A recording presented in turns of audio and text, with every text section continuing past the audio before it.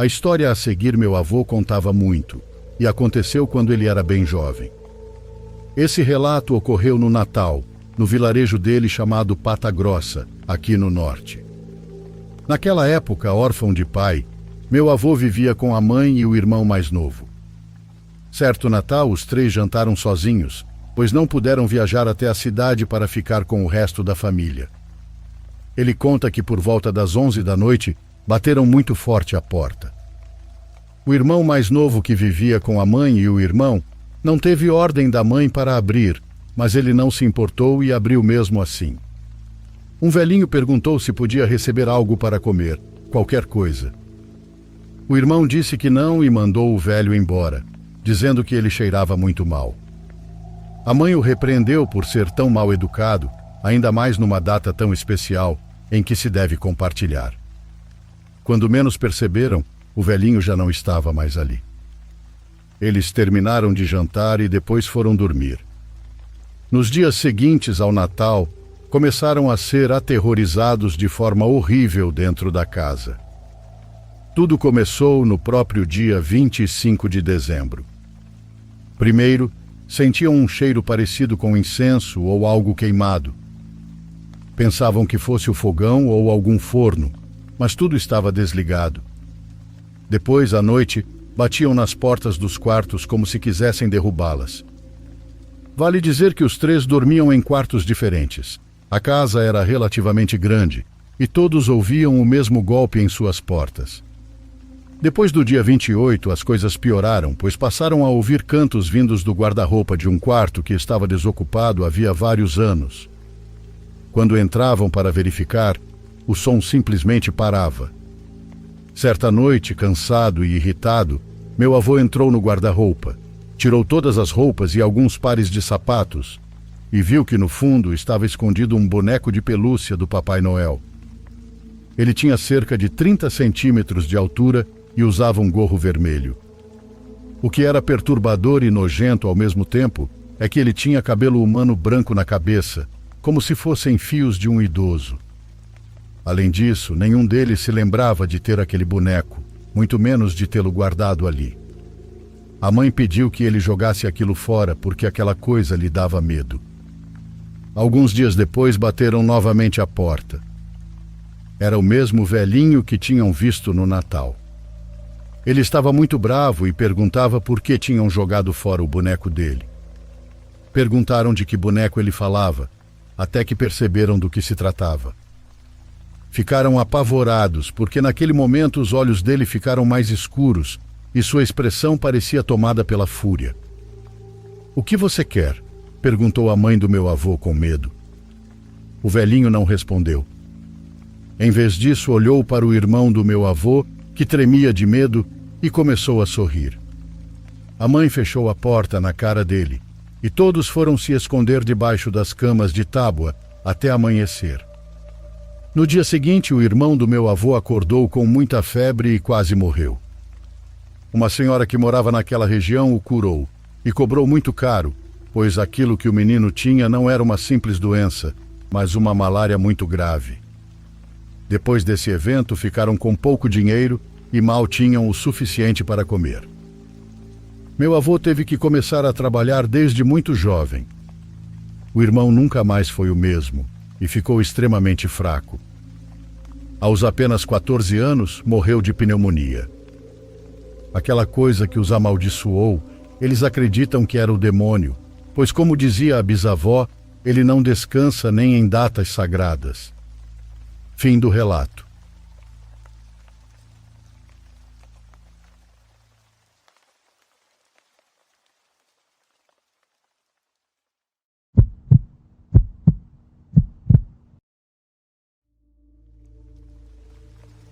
Meu nome é Javier, sou panamenho e há anos pratico trilhas e acampamentos em diferentes pontos do meu país. Essa é uma atividade que meu pai me ensinou e sempre tive a crença de que se você respeita a floresta respeita você. Até pouco tempo atrás sempre foi assim, mas depois do que me aconteceu no centro do país há alguns anos, já não tenho tanta certeza. Essa história aconteceu durante uma breve aventura de 3 dias com minha companheira, Gabriela. Ela também ama esse tipo de excursão e queríamos nos desconectar um pouco.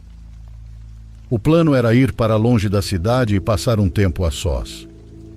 Então, com isso, escolhemos uma área de floresta no interior relativamente conhecida entre trilheiros, mas que não é muito frequentada porque a rota é relativamente difícil. Nos preparamos bem com tudo o que iríamos usar e partimos. Levávamos apenas nossas mochilas, a barraca, comida e nossas lanternas. O primeiro dia foi perfeito. Caminhamos por várias horas conversando e tirando fotos lindas de algumas paisagens que eu não via há anos. Bom, por volta das 6 da tarde encontramos uma clareira perto de um pequeno riacho e montamos a barraca ali.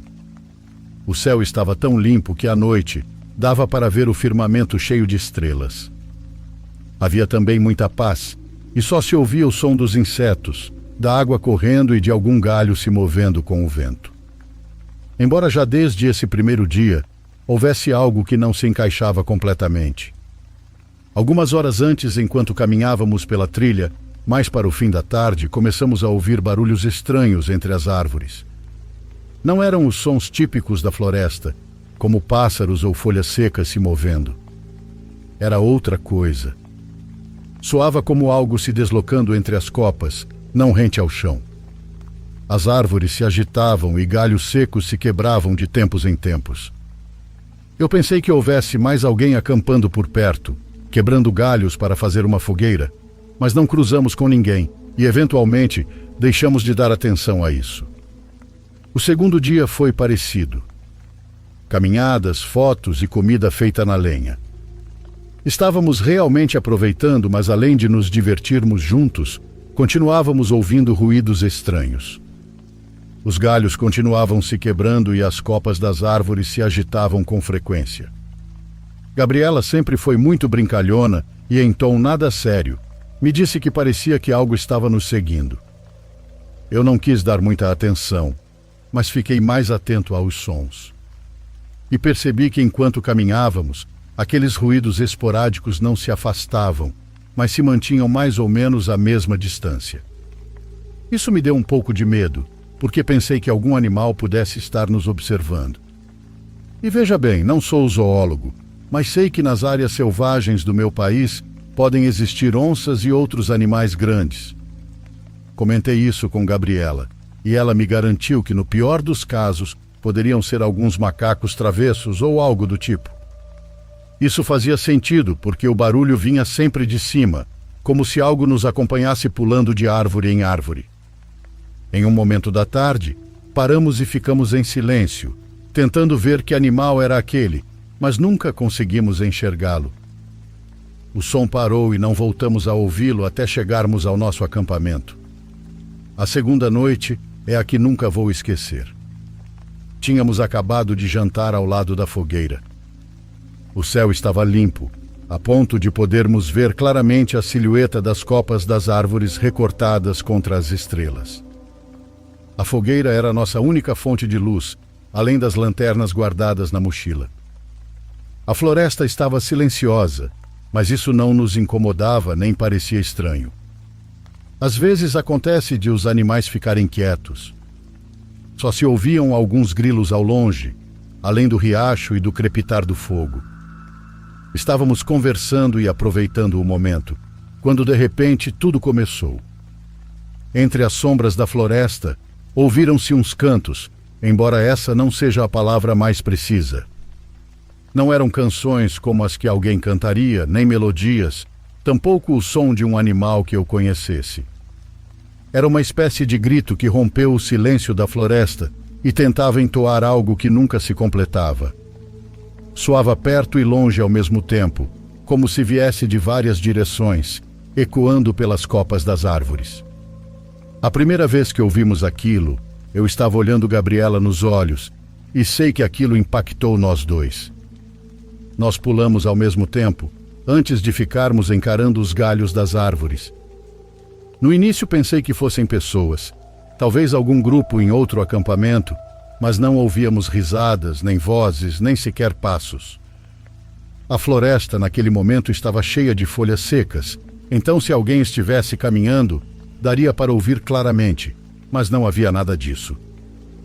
Só se ouvia aquele canto horrível composto por gritos. Os gritos iam mudando, às vezes mais agudos, às vezes mais graves, mas sempre com aquele tom que gelava o sangue. Gabriela me disse que mais do que simples gritos, parecia uma espécie de chamado, e sugeriu que talvez fosse uma ave, mas nenhum de nós conhecia um pássaro noturno com um canto tão horrível. Eu me levantei e peguei a lanterna. Girei sobre mim mesmo, iluminando primeiro os troncos próximos, depois os mais altos. Minha companheira também pegou a lanterna, e os dois começamos a percorrer com os feixes de luz a borda da clareira, tentando encontrar o maldito pássaro que estava emitindo aqueles sons terríveis. Enquanto isso, o canto não tinha parado. Fazia pequenas pausas de uns 20 ou 30 segundos e depois se repetia. Quanto mais escutávamos, mais evidente ficava que o som vinha de cima das árvores e não do chão. Mais uma vez, como no dia anterior, ouvimos galhos se mexendo. Algo se movia entre as copas. Perguntei a Gabriela se poderia ser um macaco gritando, e por um momento nos convencemos de que era isso, até direcionarmos a lanterna para um ponto específico e vermos algo para o qual nunca encontramos explicação. Entre os galhos de uma árvore grande, a uns 10 ou 12 metros de altura, consegui distinguir uma silhueta do tamanho de uma pessoa, ou muito próxima disso. Ela estava agachada sobre um galho grosso, como se estivesse sentada ou pendurada. Não consigo descrever bem a forma, porque a luz da lanterna a alcançou por apenas um segundo, mas vi claramente que não era uma ave, nem um macaco, nem nada que eu reconhecesse. Gabriela também conseguiu ver aquela coisa, e era maior do que qualquer macaco que exista no Panamá. Meu peito se apertou, e embora tenha sido só por um instante, quis me aproximar mais para que a luz pudesse iluminá-la melhor, porque só conseguíamos ver sua silhueta sobre o galho. Ela tinha algo como membros longos, mais longos do que se esperaria de algo daquele tamanho, e a cabeça parecia inclinada em nossa direção. Tive a impressão de que estava nos observando diretamente. O corpo, no entanto, se confundia com as sombras e a folhagem, como se misturasse aos galhos. Assim que a luz a atingiu por completo, os cantos cessaram.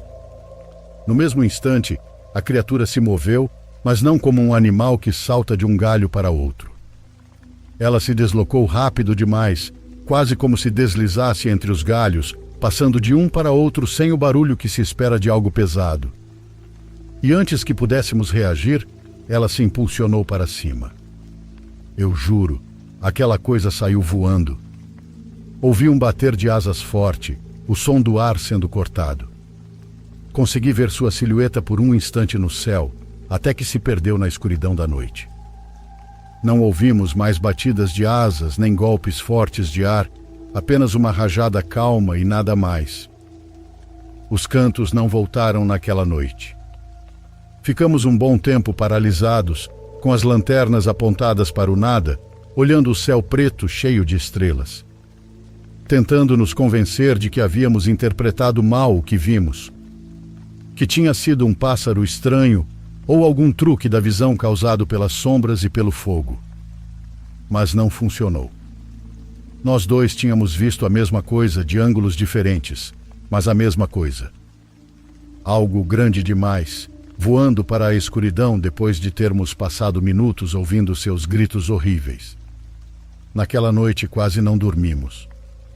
Eu, pelo menos toda vez que fechava os olhos, via novamente aquela silhueta escura se elevando acima das árvores. Não me sentia tranquilo sabendo que algo assim estava fora da nossa barraca. Então passei praticamente a noite inteira em alerta, esperando que a qualquer momento os gritos voltassem. Felizmente isso não aconteceu, e em algum momento o cansaço venceu. No dia seguinte, desmontamos o acampamento mais rápido do que o normal. Nos olhávamos sem dizer muita coisa, mas sabíamos que a parte romântica da nossa escapada tinha acabado. Gabriela e eu caminhamos de volta ao vilarejo em silêncio, com a sensação constante de que algo nos observava lá de cima. Até hoje não sei dizer o que era aquilo. Cheguei em casa e comecei a pesquisar, mas depois de revisar praticamente toda a fauna do meu país e passar umas 3 horas ouvindo cantos de diferentes aves, não consegui encontrar a criatura que possivelmente vimos naquela noite. Também não digo que fosse um demônio ou um extraterrestre, mas cheguei a me convencer de que talvez o que vimos não fosse algo natural, ou pelo menos não algo que tenha sido descoberto até agora. Sinto que não se movia como um animal comum, pelo menos não como nenhum que eu conheça, e que os sons que fazia não se pareciam com nada que eu já tivesse ouvido em todas as vezes que fui acampar. Às vezes, quando volto a acampar com Gabriela, ela faz piada sobre isso e eu rio, mas no fundo também sinto um certo medo. Não gosto da ideia de que exista uma criatura solta por aí, e que tenha tido inteligência suficiente para nos seguir por horas. Porque sim, estou convencido de que todos aqueles barulhos sobre os galhos eram causados por aquela coisa. Agora olho para o céu de uma forma diferente quando estou ao ar livre. Olho para as copas das árvores com desconfiança, esperando vê-la ou ouvi-la novamente algum dia. Quem sabe, talvez nas florestas e selvas do nosso continente ainda se escondam criaturas que não conhecemos. Ou talvez naquela noite minha namorada e eu tenhamos sido testemunhas de algo que não era deste plano terreno. Boa tarde, pessoal. Só lembrando vocês que ainda estou sem meu computador, por isso os vídeos estão saindo em horários diferentes. Creio que logo estaremos de volta ao nosso horário de sempre. Então, agora continuamos.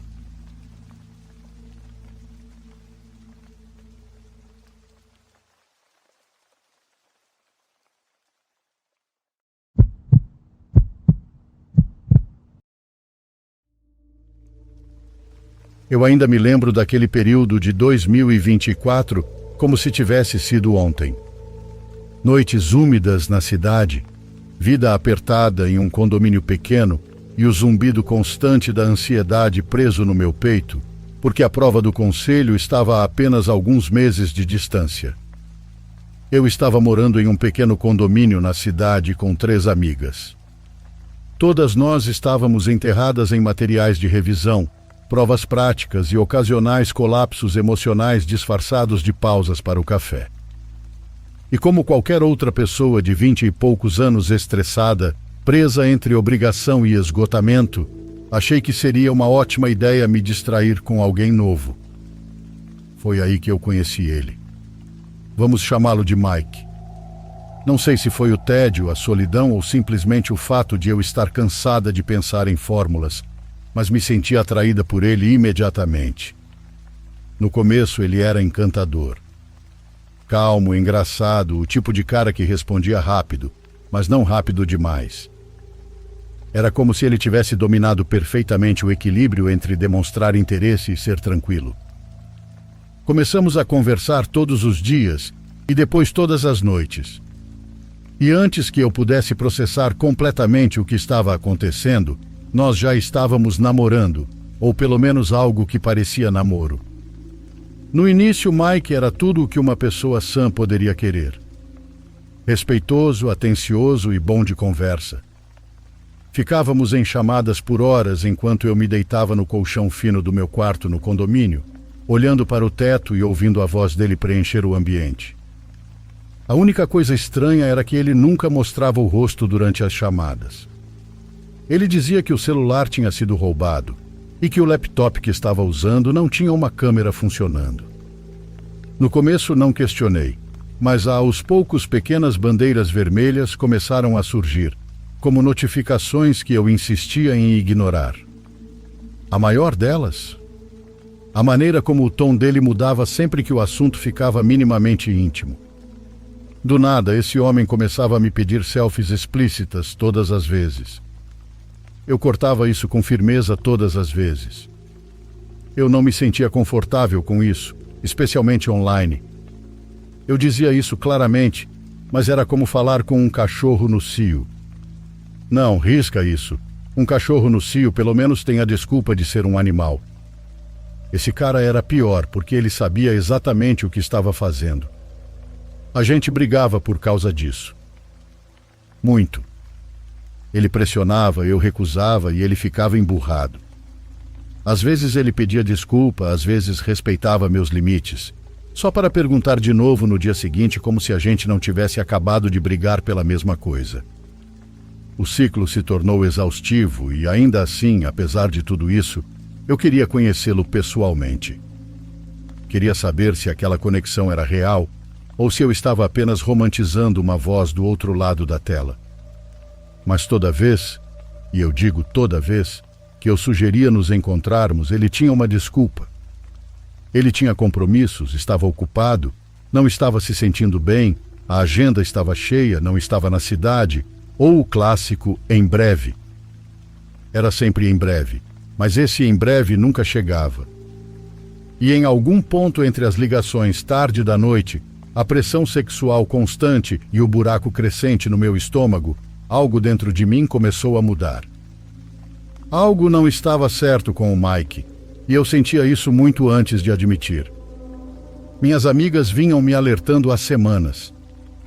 Toda vez que ele fugia de um encontro, toda vez que dava uma desculpa vaga sobre a câmera quebrada, toda vez que pressionava por fotos explícitas, mas se recusava a mostrar sequer metade do rosto, minhas amigas trocavam olhares. Ele não mostra o rosto em chamada de vídeo de jeito nenhum? Uma delas perguntou certa noite enquanto estudávamos na sala. Nem um rápido flash do rosto? Outra acrescentou. Eu dei de ombros. O celular dele foi roubado e o notebook está com a câmera quebrada. Lembrei a elas, talvez pela 10ª vez naquele mês. Elas me olharam como se eu tivesse acabado de dizer que acreditava em unicórnios. Maria, fala sério. Se ele realmente quisesse te ver, ele daria um jeito. Até um laptop de 10 anos tem câmera. Tem algo errado aí. Uma delas falou. Eu sabia que elas estavam certas. No fundo, eu sentia isso também. Mas continuei defendendo ele. Continuei dizendo a mim mesma que ele não me ligaria todos os dias se não fosse sério. Continuei insistindo que ele só estava passando por algo pessoal. Continuei acreditando na versão da pessoa que ele fingia ser. Então chegou dezembro, semanas antes do Natal, com aquela mistura idiota de esperança e negação girando no meu peito. Finalmente disse a ele: Vem pra cá, conhece minha família, passa o Natal com a gente. Ele pareceu empolgado. Disse sim na hora, sem hesitar e sem desculpas. Pela primeira vez me permiti acreditar que talvez tudo valeria a pena no final. Imaginei uma apresentação fofa na manhã de Natal ou aquele momento brega de conheçam meu namorado. Mas no dia anterior ao nosso encontro, tudo desmoronou. Lembro de estar sentada no sofá do condomínio revisando fotos quando ele me ligou. A respiração dele estava trêmula e irregular. No começo achei que ele só estivesse estressado, até perceber que ele estava chorando. A gente pode conversar? Ele sussurrou. Algo dentro de mim gelou. Demorou um pouco para ele conseguir falar, mas quando finalmente falou, as palavras me atingiram como um soco direto no estômago. Eu sou um catfish. Meu coração despencou. Ele confessou tudo. A foto era falsa, tirada de um influenciador brasileiro que ele fingia ser. O nome dele? Falso. O trabalho? Falso. A nacionalidade? Falsa. Ele mentiu sobre tudo. Minha cabeça girava tanto que achei que fosse vomitar. Senti minha pele arrepiar e meu rosto perder a cor. Foi como se ele tivesse arrancado uma máscara que eu nem sabia que ele usava. E então, porque aparentemente o universo queria piorar ainda mais aquele momento, ele me mandou uma foto do rosto real dele. Ele disse que não mentiu sobre ter 24 anos, mas sinceramente já vi tios meus com quase 50 que pareciam mais jovens que ele. Naquele instante tudo fez sentido. A forma como ele pressionava por fotos explícitas. Como ficava agressivo e emburrado quando eu recusava. Como evitava nos encontrarmos. Saber como ele realmente era e quem ele realmente era tornou todo o comportamento passado dele 10 vezes mais desconfortável. Quando eu disse que queria terminar, ele surtou. Ele disse: "Então você é igual às outras garotas. Você só gostava de mim por causa das fotos do cara que eu usava. Você nunca se importou comigo, sua vaca." Fiquei em choque. Ele mentiu, me enganou, me manipulou e ainda assim, de alguma forma, eu virei a vilã. Ele gritava e eu chorava. Ele me culpava, pedia desculpas e depois implorava. Ele me manipulava emocionalmente. Um ciclo completo condensado em 50 minutos. E então veio a parte mais absurda de tudo. Ele disse: "Por favor, me deixa passar o Natal com sua família. Eu já disse aos meus pais que não vou voltar para casa. Não tenho para onde ir." Eu fiquei olhando para o celular, incrédula. Absolutamente não. Silenciei ele. Ignorei todas as mensagens, bloqueei os números e me recusei a deixar o caos dele invadir meu feriado. E tive um Natal tranquilo com minha família. O tipo de Natal que eu precisava. Mas se tudo tivesse realmente terminado ali, eu não estaria escrevendo isso. Porque o Mike não foi embora. Ele não aceitou o término. Ele não desapareceu em silêncio. E o pior ainda estava por vir. Por quase um ano a vida voltou ao normal. Foquei em mim, nos meus hobbies e nas minhas amizades. Voltei a ser ativa no Instagram, algo que eu tinha parado durante o desgaste emocional causado pelas mentiras do Mike. Comecei a postar selfies, pequenas atualizações da vida, até algumas fotos de cosplay das quais eu me orgulhava. Era bom existir online sem me sentir observada. Mas teve uma coisa que eu esqueci. Mike e eu ainda nos seguíamos. Isso nem passou pela minha cabeça, até ser tarde demais. Uma noite, depois de postar alguns stories, recebi uma notificação. Uma solicitação de mensagem. Ele respondeu ao meu story: "Ei, como você tem estado?" Só de ler o nome dele, senti algo gelado subir pela minha espinha. Não abri a mensagem. Não respirei por um segundo sequer. Apenas bloqueei o celular e joguei para o lado, como se as palavras pudessem me queimar se eu olhasse por muito tempo. Tentei ignorar, mas as notificações continuaram chegando. A cada poucas horas, outra mensagem. Até que fiquei tão cansada disso que abri a conversa. E no momento em que fiz isso, meu corpo inteiro gelou. Porque ali, enviada poucos minutos antes, havia uma foto da frente da nossa casa. Meus pais não estavam em casa. Senti como se o ar tivesse sido arrancado dos meus pulmões. Meus dedos se moveram por instinto. Tranquei todas as portas da casa, corri para o andar de cima, fechei a porta do meu quarto e tranquei também. Depois liguei para a polícia. Enquanto eu estava ao telefone, tentando falar sem a voz falhar, ouvi batidas. Batidas fortes. Ele estava do lado de fora, gritando meu nome. "Por favor, abre a porta. A gente pode conversar." A voz dele estava desesperada e fora de controle, um tom que eu nunca tinha ouvido antes. Segurei o celular com tanta força que achei que fosse quebrar. Me agachei ao lado da cama, tentando não fazer barulho enquanto o atendente me mantinha calma. "Estamos a caminho. Não saia, fique na linha." Pareceu uma eternidade, mesmo que provavelmente tenham sido apenas alguns minutos. Felizmente morávamos perto de uma delegacia. Ouvi passos do lado de fora, um policial gritando, e então, finalmente, silêncio. Eles o prenderam. Quando vieram até a porta para ver se eu estava bem, finalmente destranquei, ainda tremendo. O policial que falou comigo tinha uma expressão séria no rosto. Ele me disse que o Mike estava segurando uma faca. Eu precisei me apoiar no batente da porta para não cair. Ele foi até a minha casa com uma faca para me matar.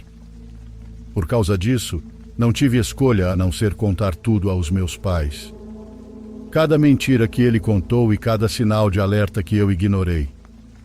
Eles me repreenderam, claro, por confiar em alguém da internet e por esconder isso deles. Porém, por trás da preocupação e da raiva, estavam aliviados por eu estar viva. Minha mãe me abraçou como se eu tivesse voltado de uma guerra.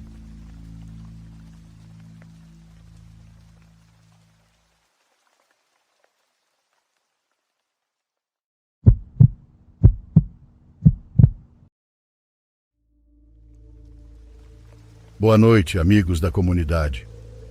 Faz muito tempo que não comento. Meu nome é Graciela e falo com vocês de Winnetka, Califórnia. Eu me considero católica, pois foi a religião que minha família me ensinou desde pequena. Todo Natal eles montavam um presépio enorme na sala de casa. Eram figuras de madeira entalhadas à mão, representando a Virgem Maria, São José, o Menino Jesus, os Reis Magos, pastores, animais e todo o tema bíblico. As figuras eram grandes, chegavam mais ou menos à minha cintura naquela época e eram montadas com musgo e luzes. Minha avó era a mais empolgada com aquilo. Ela dizia que trazia bênçãos para a casa. A primeira vez que notei algo estranho, eu tinha 8 anos. Era noite de Natal e eu não conseguia dormir por causa da empolgação dos presentes. Desci até a sala à meia-noite para ver se o Papai Noel já tinha passado, e a única coisa que vi foi uma das figuras, a de um pastor com sua ovelhinha, andando sozinha pelo corredor. Não era imaginação. Eu a vi se mover como se tivesse vida, como se estivesse explorando a casa. Gritei de susto e meus pais desceram correndo. Contei tudo, mas eles me repreenderam. A figura já estava de volta no presépio, então disseram que era pecado dizer algo assim. Foi aí que aprendi a ficar calada, porque ninguém acreditava em mim. No ano seguinte, com 9 anos, no outro Natal, eu já estava mais cautelosa. Mas certa noite acordei sentindo que alguém me observava. Abri os olhos só um pouco e vi outra figura, a do Rei Mago com um turbante dentro do meu quarto, parada ao pé da cama. Aquela coisa mexia os olhos e sorria para mim. Eu não conseguia mover o corpo, praticamente como uma paralisia do sono, termo que eu não conhecia naquela época. Quando finalmente consegui reagir, me cobri com o cobertor e rezei até amanhecer. No dia seguinte não contei nada, mas comecei a odiar essa época do ano. Alguns anos depois, por algum motivo, pararam de montar o presépio. Não perguntei o porquê, mas senti um enorme alívio. As figuras foram guardadas em um quartinho pequeno que ficava no quintal, e nosso cachorro latia muito para aquela porta e ninguém fazia nada. Eu tinha medo de passar por ali no escuro, porque ouvia assobios. Anos depois, quando eu já tinha 16 anos, estava no ensino médio e tudo parecia normal. Mas naquele Natal, minha avó decidiu montar o presépio novamente. Quando o vi montado na sala, senti um vazio no estômago, como se soubesse que algo ruim iria acontecer. As figuras continuavam iguais, com aquela madeira velha e olhos pintados que pareciam te seguir. Tentei ignorar. A ceia de Natal foi normal. Naquela vez fizemos torta, lombo de porco e muita comida normal do dia a dia. Nos divertimos tanto que por um momento eu esqueci de tudo. Minha família foi dormir por volta das 2 da manhã e eu saí para o quintal para falar ao telefone com uma amiga da escola. Já era madrugada do dia 25 de dezembro e passava das 2. Eu estava sentada no tronco de uma árvore velha que tínhamos ali, de costas para a porta que dava para o quintal. De repente comecei a sentir muito frio e desliguei da minha amiga porque já ia entrar, quando senti uma mão fria no meu ombro. Virei devagar e era a figura do pastor, a mesma que vi quando tinha 8 anos, parada atrás de mim. Não era uma alucinação. Ela me olhou e disse: "Ei, ei!" Comecei a ter um ataque de pânico. Fiquei sem ar e o coração batia descontrolado. Corri para o meu quarto chorando e tranquei a porta. Não dormi a noite inteira, obviamente. Na manhã seguinte, desci nervosa até a sala e o presépio não estava mais lá. Senti um alívio enorme. mas minha avó me chamou baixinho para a cozinha. Sentamos só nós duas. Perguntei o que estava acontecendo. Ela me olhou séria, com os olhos bem abertos, transmitindo um medo que eu nunca tinha visto nela, e me disse que eu estava certa, que ela também tinha visto. Perguntei o que exatamente ela tinha visto, mas ela não disse mais nada. Ficou em silêncio e saiu. Nunca me explicou. No fim das contas, minha avó se desfez daquelas figuras no mesmo dia. Não sei como, porque ela sempre evitava falar sobre isso. Anos depois, por meio da minha mãe, soube que aquelas figuras tinham sido feitas por um carpinteiro conhecido da minha avó. Foi um homem que fingia ser muito cristão e dava objetos religiosos para as pessoas do bairro. Mas, na realidade, ele era um homem mau e servia ao maligno, como diziam no vilarejo. Ele fazia rituais e usava a madeira para invocar coisas. Quando fiquei sabendo de tudo isso, o carpinteiro já estava morto havia anos e ninguém sabia onde ele tinha sido enterrado, nem mesmo minha avó. Obrigada por lerem. Envio minhas bênçãos a todos.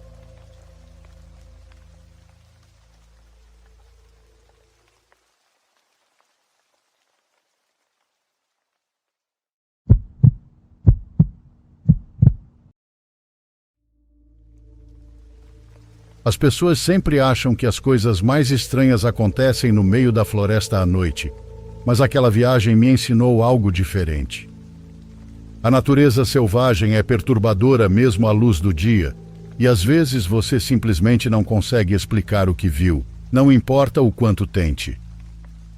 Passei anos tentando arquivar tudo como estresse ou imaginação exagerada, mas quanto mais o tempo passa, mais os detalhes permanecem nítidos em vez de desaparecerem.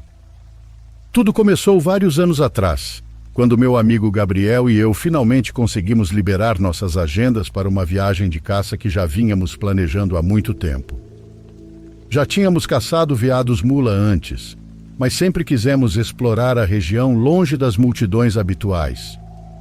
Quando encontramos uma brecha no meio da temporada, carregamos o velho trailer do Gabriel e seguimos esperando por ao menos uma boa semana fora da civilização.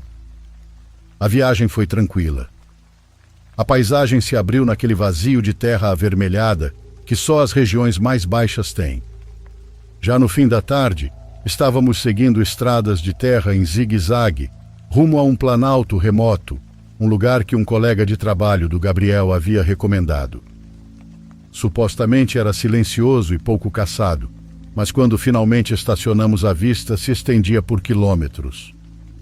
Mesas planas cortando o horizonte, penhascos claros se desfazendo lentamente e um silêncio tão completo que fazia os ouvidos unirem.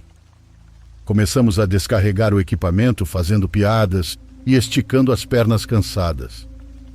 Porém havia algo naquele lugar que fazia nós dois falarmos mais baixo, como se estivéssemos dentro de uma igreja ou algo assim. Não era exatamente medo, apenas uma sensação estranha no ar. Perto da base de uma árvore torta ali perto, encontramos algo que realmente não parecia pertencer àquele lugar. Vimos um pequeno feixe de gravetos amarrados com tiras de couro e enfeitados com penas velhas, desbotadas pelo sol. Estava claro que aquilo estava ali havia bastante tempo, mas parecia intencional. Gabriel deu de ombros e supôs que fosse algum amuleto de boa sorte descartado ou um marcador de um acampamento antigo. Sem hesitar, arrancou o objeto do galho e o jogou no mato para que não ficasse batendo nas cordas da nossa cobertura. No exato momento em que aquilo saiu da árvore, senti uma sensação estranha na nuca, daquelas que fazem você querer se virar mesmo sem haver nada ali. Disse a mim mesmo que eram só nervos da viagem longa, que eu estava cansado, mas aquela inquietação foi ficando cada vez mais difícil de ignorar conforme os dias passavam. As primeiras 2 noites não foram terríveis, apenas um pouco estranhas. O ar nunca parecia se acomodar naquele silêncio normal que eu esperava.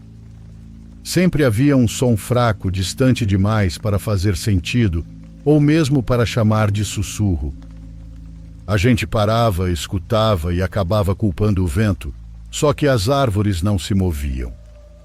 Na terceira noite, enquanto estávamos sentados em volta de uma fogueira fraca, um som ecoou na escuridão que fez os pelos do meu braço se arrepiarem.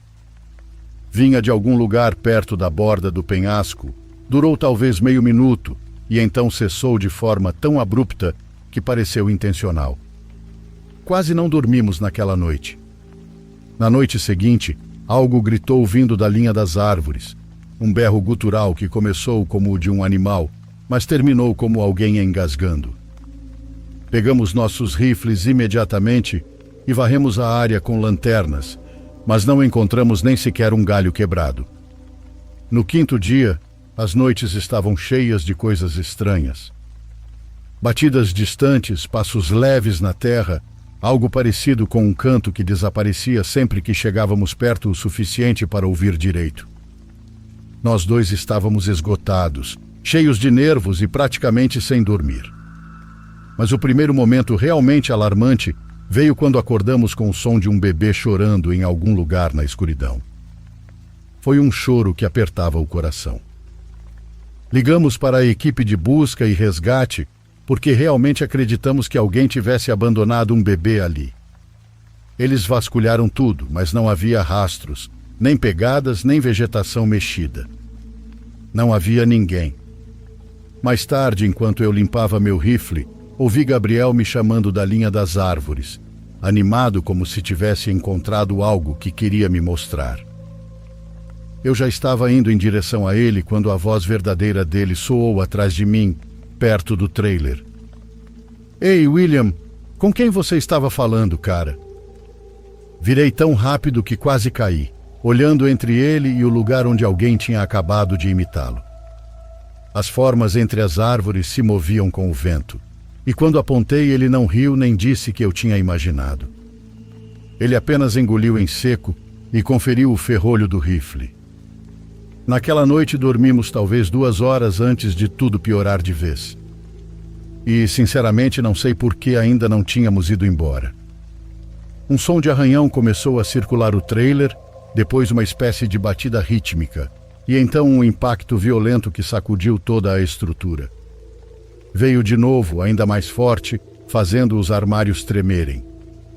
Gabriel pegou o rifle convencido de que agora lidávamos com um predador enorme, abriu a porta de uma vez e disparou 3 tiros na escuridão.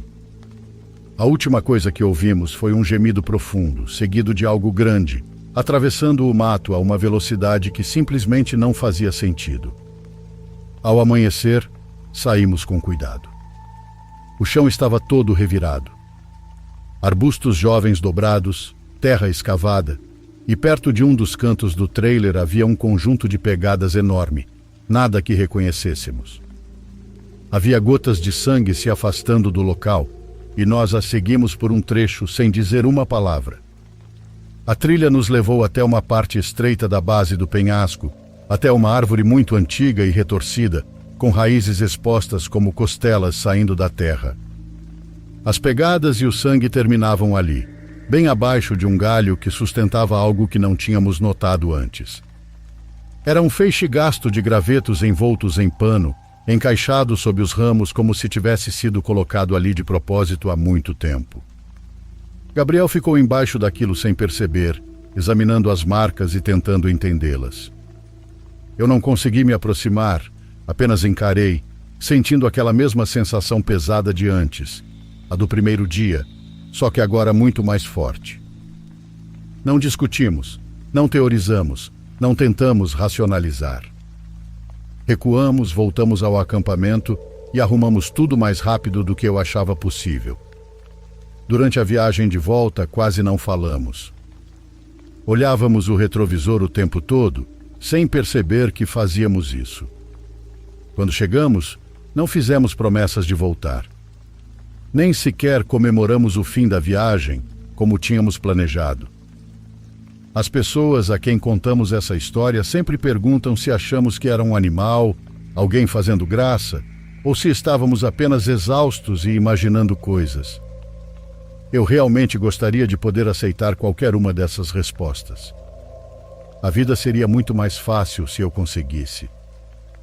Mas neste caso, eu sinceramente não faço ideia do que foi aquilo.